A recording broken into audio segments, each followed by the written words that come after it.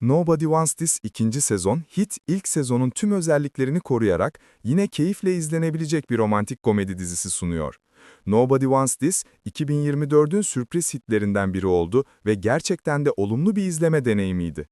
Nobody Wants This'in birinci sezonu sona erdiğinde Joanne ve Noah'ın hikayesine kapılmıştım.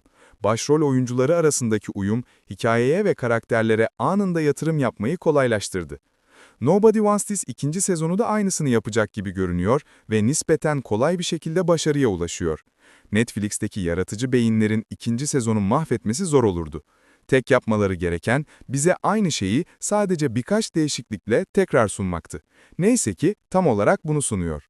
Nobody Wants To sezonunda ilişkiler ve dini ilginç şekilde keşfetmeye devam ediyor. Birinci sezonun parlak noktalarından biri ve onu diğer romantik komedilerden ayıran şey, dinler arası ilişkileri ele almasıydı.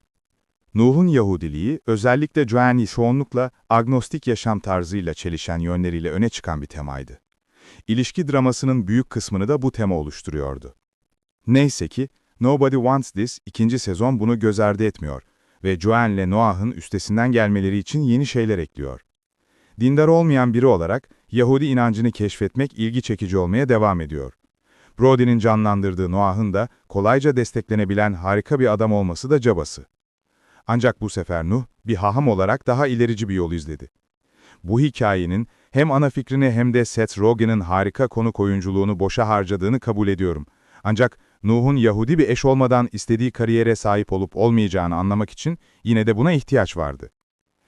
İkinci sezon, olayları taze tutmak adına yalnızca dinler arası çiftlerle sınırlı kalmayan, daha genel ilişki zorluklarını ve sıkıntılarını ele aldı. Joanne ve Noah, Sasha ve Esther veya Morgan ve yeni sevgilisi Andy gibi diziler aracılığıyla her şeyden önce romantik bir komedi olarak ilişkilerin iniş çıkışlarına beklenen şekilde odaklanıyor.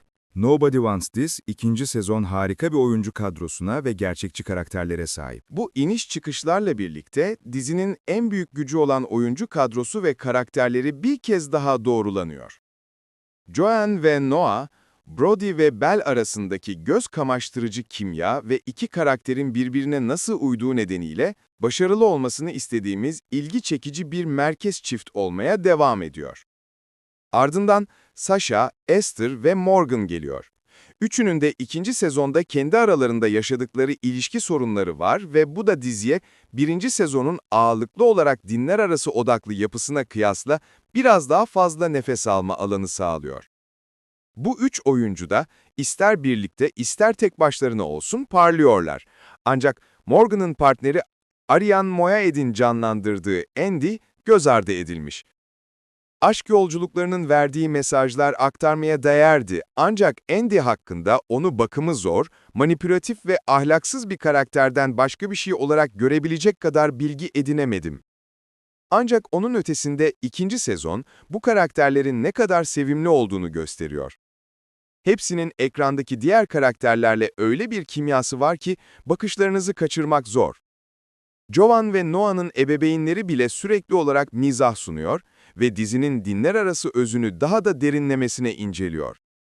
Tüm bu karakterleri, oyuncuların ve aralarındaki uyumun ötesinde bu kadar ilgi çekici kılan şey, hepsinin ne kadar gerçekçi ve kusurlu hissettirdiği. Hiçbir karakter, hiçbir durumda %100 haklı gösterilmiyor, bu da Nobody Wants This'in önemli ilişki meselelerine ele alışındaki gerçekliğe güzel bir katkı sağlıyor. İkinci sezonun 10 bölümü boyunca her karakterin haklı veya haksız, mutlu veya üzgün, memnun veya kayıp olma şansı var ve hepsi çok insani hissettiriyor.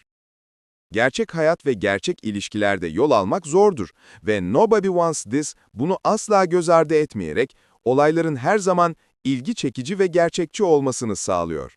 Nobody Wants This ikinci sezonun zamanında ve etkileyici mesajları var. Bu gerçekçilik sayesinde Nobody Wants This ikinci sezonda işlenen mesajlar ve temalar çoğunlukla gerçeğe dönüşüyor.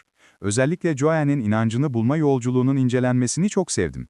İkinci sezonun sonunda, Joanne'in aniden Yahudi dinine bağlılık duymasının hayatını değiştirecek bir an olması gerekmediği ortaya çıkıyor. Esther'in de belirttiği gibi, Yahudiliğin iç işleyişini kucaklamak ve tadını çıkarmak bazen yeterli olabiliyor ve Joanne'in annesi de bunu destekliyor. Morgan'ın hikayesinin de güncel bir mesajı var. Modern flörtün zorlu dünyasında bitmek bilmeyen bir şefkat ve maddi güven duygusuna kapılmak kolaydır.